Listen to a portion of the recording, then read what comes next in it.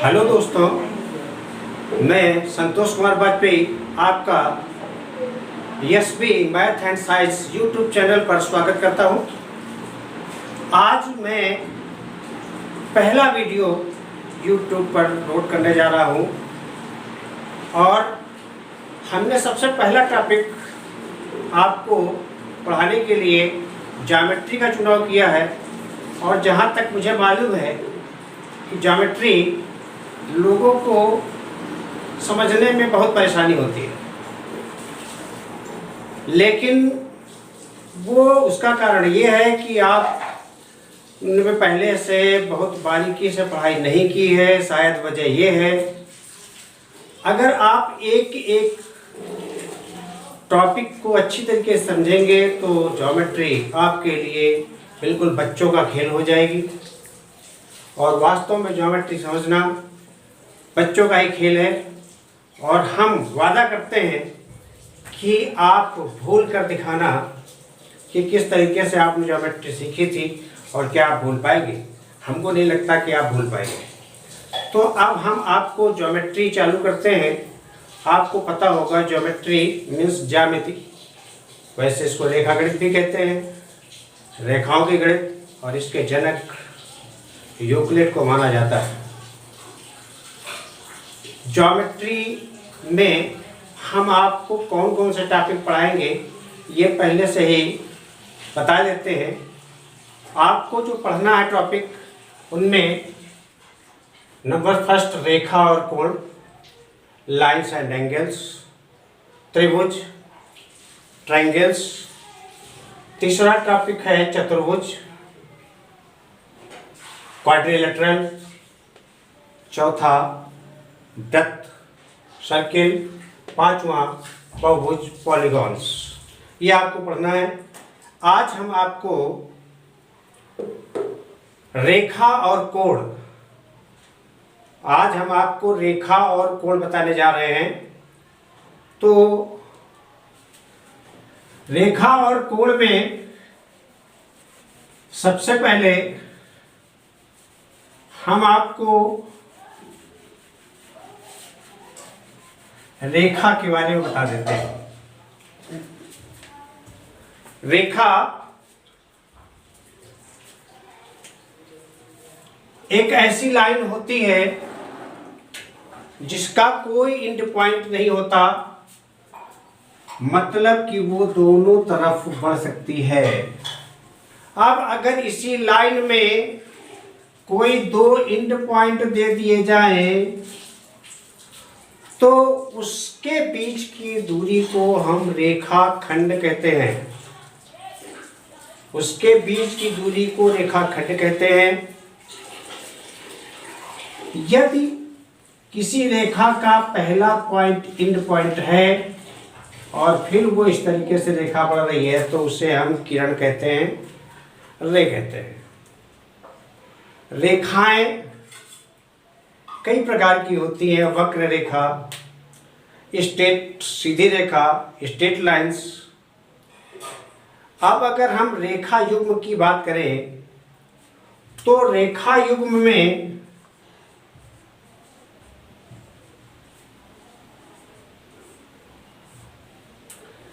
तीन प्रकार की रेखाएं होती है। नंबर फर्स्ट प्रतिच्छेदी रेखाएं।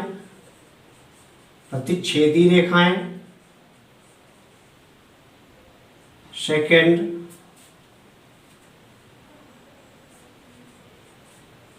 तिर्यक रेखा, और नंबर तीन समानांतर रेखा। समानांतर रेखाएं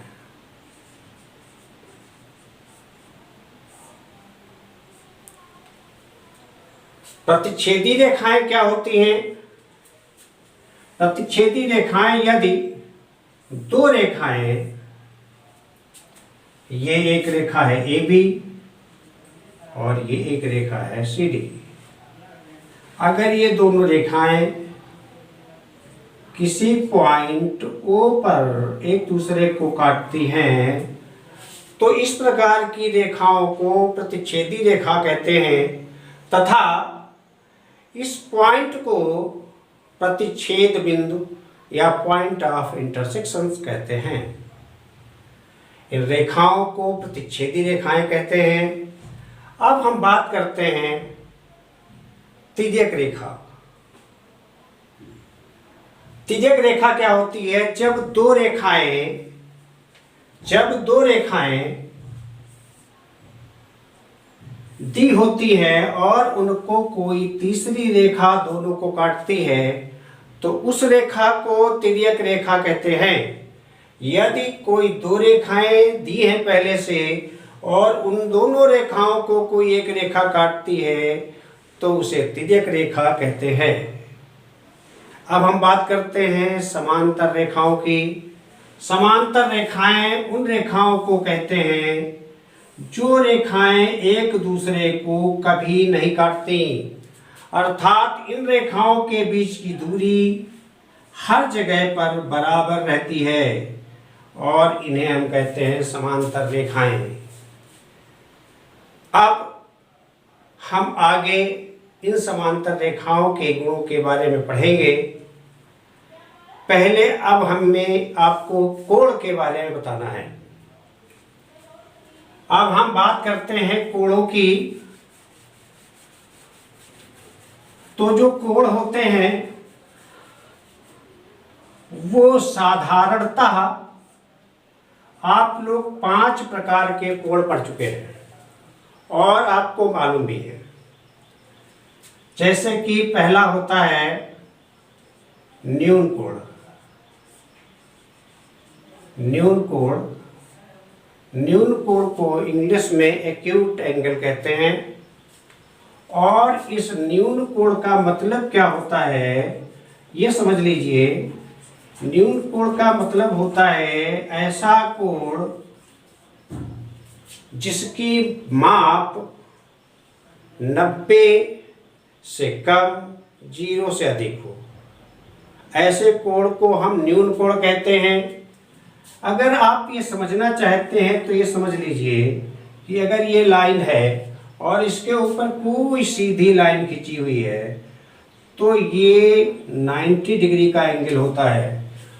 अर्थात जो न्यून कोण होगा वो इस तरीके का होगा। इस कोण को हम न्यून कोण कहेंगे क्योंकि ये कोण जो है वो 90 से कम हो गया है, इसलिए इस कोण को हम न्यून कोण कहेंगे।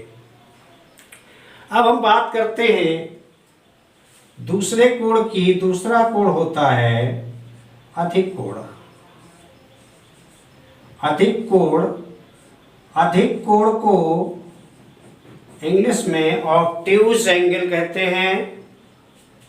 और ये जो अधिक कोण होता है ये 90 से अधिक और 180 डिग्री से कम होता है। और अगर हम उसको समझना चाहें तो एक बार फिर से समझने की कोशिश कीजिए अधिक कोण किसे कहते हैं। हमने बताया था अगर ये लाइन खींची जाए तो ये 90 की होती है। अब अगर कोई कोण होगा जो 90 से बड़ा होगा तो वो इस प्रकार से होगा, अर्थात ये कोण अधिक कोण होगा। तो अधिक कोण किसे कहते हैं? वह कोण जो 90 अंश से अधिक और 180 अंश से कम होता है उसे हम अधिक कोण कहते हैं। अब हम तीसरे कोण की बात करते हैं। तीसरा कोण होता है समकोण। समकोण को अंग्रेजी में राइट एंगल कहते हैं। और समकोण की बात तो हम बहुत देर से चला रहे हैं कि अगर ये कोई लाइन है, इसके ऊपर एक ये सीधी लाइन खींची हुई है और ये एंगल 90 डिग्री का है, तो इस कोण को हम समकोण कहते हैं, राइट एंगल कहते हैं। इसके बाद चौथा होता है सरल कोण या ऋजु कोण। सरल कोण या